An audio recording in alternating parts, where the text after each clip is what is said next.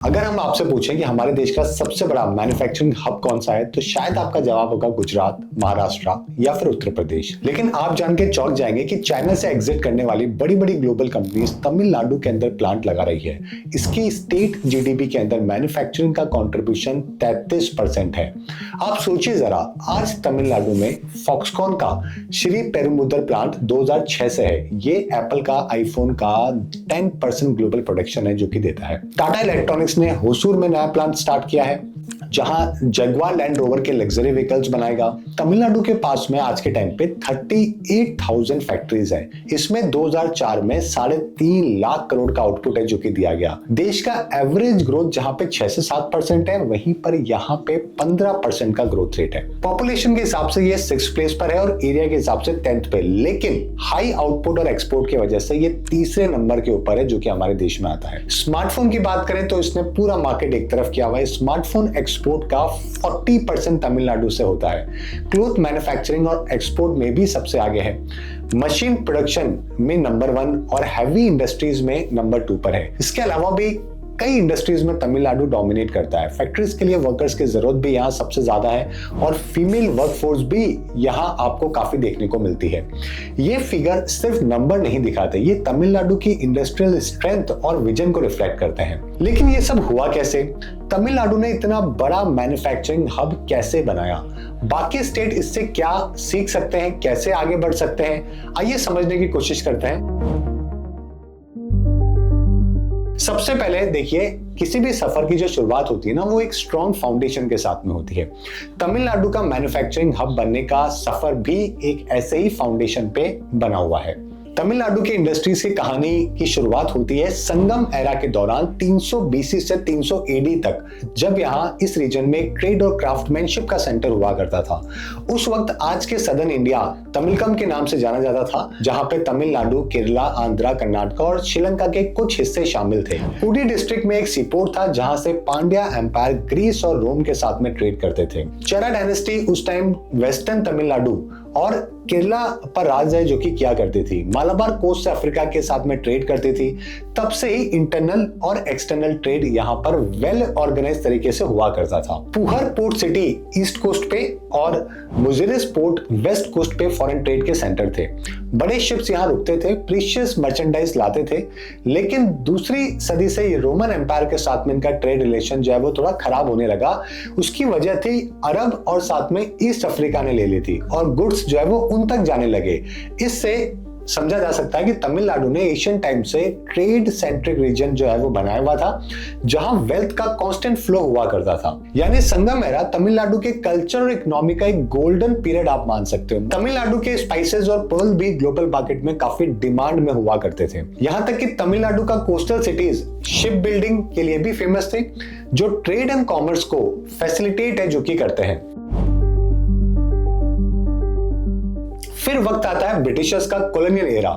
Colonial era के time पर भी ब्रिटिशर्स ने यहाँ पे काफी डेवलपमेंट के काम है जो कि करवाने स्टार्ट करे। ब्रिटिश रूल ने तमिलनाडु के इंडस्ट्रियल लैंडस्केप को ट्रांसफॉर्म करना शुरू किया। चेन्नई एक मेजर एडमिनिस्ट्रेटिव और ट्रेड सेंटर बन गया, जहां ब्रिटिशर्स ने पोर्ट का यूज करते हुए लेदर और टेक्सटाइल इंडस्ट्रीज को जो है वो ग्रो किया। ब्रिटिशर्स ने इंफ्रास्ट्रक्चर डेवलप करने पर फोकस किया और रेलवे और पोर्ट्स के एक्सपेंशन करना स्टार्ट किया ताकि इंडस्ट्रीज को जो है वो कनेक्ट किया जा सके। गवर्नमेंट ने इरिगेशन फैसिलिटीज जैसे कि डैम्स, लेक्स, इनको भी काफी आगे बढ़ाया। फार्मर्स को वेल बनाने के लिए चीप इंटरेस्ट रेट पे लोन दिया गया।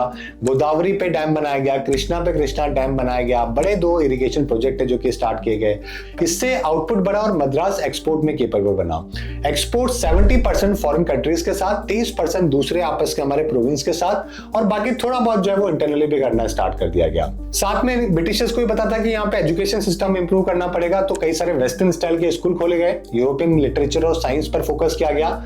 यूनिवर्सिटी बोर्ड बनाया गया जिसने लंदन यूनिवर्सिटी जो है उसी मॉडल के अंदर यहाँ पे मद्रास यूनिवर्सिटी 1856 में एस्टैब्लिश करी। इसी वजह से उस जमाने में अगर आप देखोगे मद्रास प्रेसिडेंसी के अंदर लिटरेसी रेट जो कि बहुत कम थी।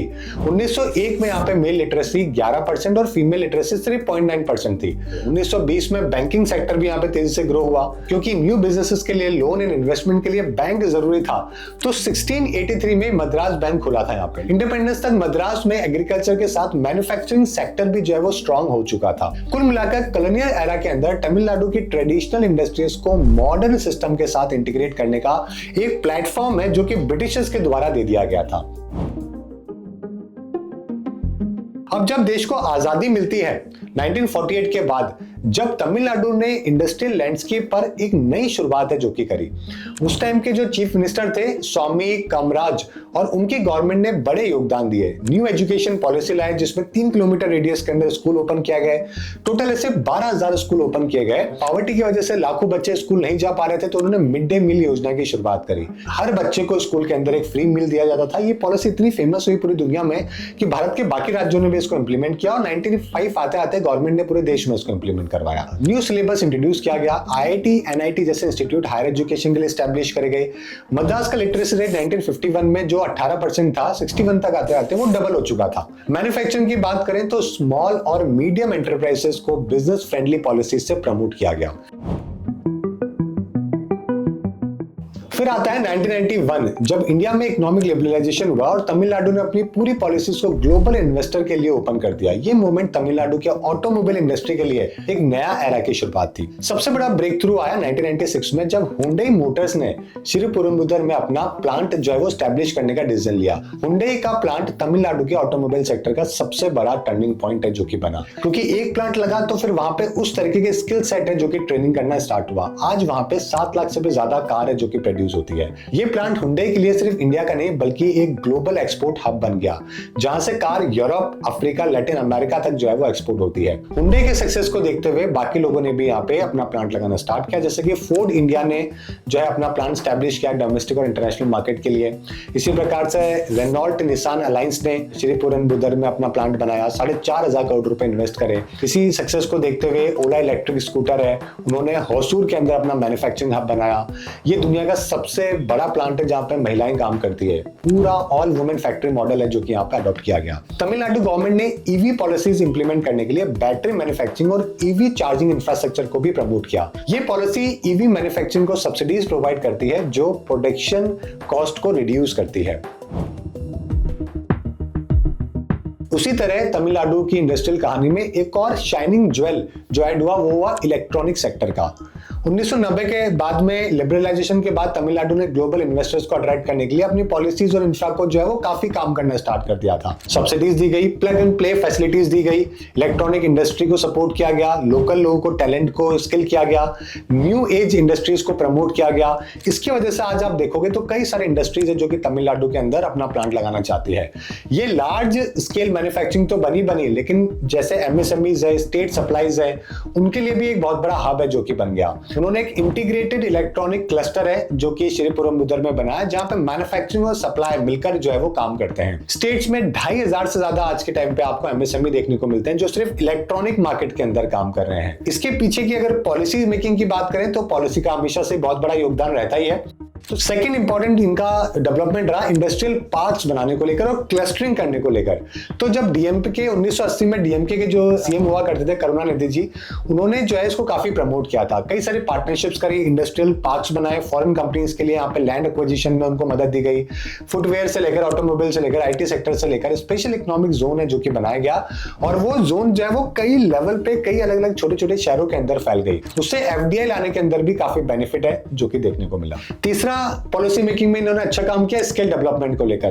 तो 1990 के बाद जब लिबरलाइजेशन के बाद में सबसे बड़ा चैलेंज ये था कि शहरों के अंदर जो है या जहां पे प्लांट है वहां पे स्किल डेवलपमेंट नहीं था। तो धीरे धीरे जो है इन्होंने कई सारे IT पार्क्स बनाए, पॉलिटेक्निक कॉलेजेस बनाए, उनके साथ में स्किल लेबर मार्केट बनाया गया। कई लोगों को पॉवर्टी से अपलिफ्ट करने के अंदर मदद मिला, लोगों को जॉब जो है वो सिक्योरिटी मिलने लग गई। आज जो है अगर आप देखोगे तमिलनाडु के अंदर जो है जॉब का इशू नहीं है, क्योंकि अगर आप छोटा भी स्किल सीखोगे किसी भी जगह के ऊपर तो आपको इजीली जॉब है जो कि मिल सकती है। तो ये इस वजह से हुआ बिकॉज हर जगह पे स्किल्ड वर्कफोर्स है जिसकी रिक्वायरमेंट बढ़ी और इन्होंने उसको प्रॉपर तरीके से ट्रेनिंग भी करवाया।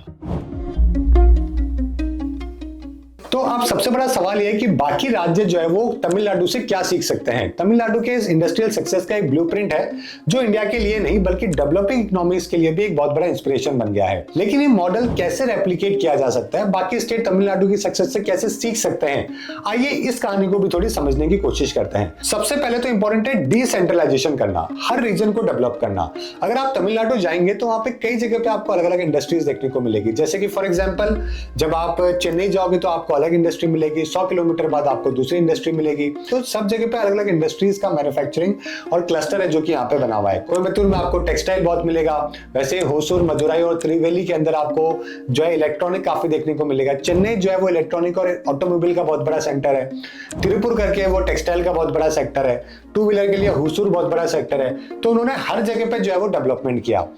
अब ये सेम स्ट्रेटेजी उत्तर प्रदेश, राजस्थान, मध्य प्रदेश ये राज्य भी लगाते हैं। तो उनके राज्य में भी आप देखोगे कि मल्टीपल जगह के ऊपर जो है वो डेवलपमेंट होने के चांसेस हैं। सेकंड इंपॉर्टेंट है जो कि है स्ट्रॉन्ग इंडस्ट्रियल इकोसिस्टम, एमएसएमईज को इंटीग्रेट करना और क्लस्टरिंग बनाना। तो सबसे बड़ा डेवलपमेंट का मॉडल है तमिलनाडु का ये रहा कि उसने छोटे छोटे लार्ज स्केल इंडस्ट्रीज और एमएसएमई को आपस में इंटीग्रेट किया, क्लस्टर्स बनाए जहां पे उन्होंने आपस में मिलकर काम किया। तो कुल मिला के आप देख सकते हैं कि तमिलनाडु का इंडस्ट्रियल मॉडल सिर्फ ग्रोथ का ही नहीं, एक विजन का एग्जाम्पल है जहां पे इंफ्रास्ट्रक्चर, टैलेंट, पॉलिसी एक साथ में काम करते हैं। ये स्टेट दिखाता है कि अगर सही प्रायोरिटीज हो तो कोई भी रीजन अपने आप को मैन्युफैक्चरिंग पावर हाउस है जो कि बना सकता है।